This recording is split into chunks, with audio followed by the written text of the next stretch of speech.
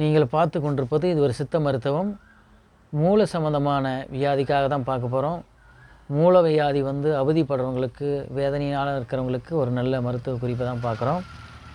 இதில் என்னென்னா, சன்னத லவங்கப்பட்டை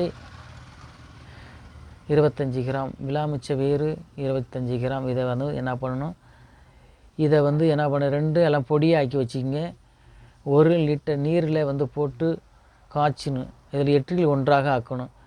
இப்படி என்ன பண்ணுறீங்க, இப்படி 1 வாரம் குடிச்சிட்டு வந்தீங்கன்னா உள் மூலம் தீருன்னு சொல்லப்பட்டிருக்குது. இது சாதாரண இதுதான், பொருள்லாம் உங்களுக்கு கிடைக்கக்கூடியது தான், எளிமையான பொருள் தான். ஆனால் உங்களுக்கு 2 பொருள் தான் இதில் உள் மூலம் உங்களுக்கு சரியான நம்ம பார்த்துருக்குறோம். இந்த மருத்துவ குறிப்பை நீங்கள் செஞ்சு பாருங்கள். எந்த ஒரு பக்க விளைவுகளும் வர போகிறதில்ல.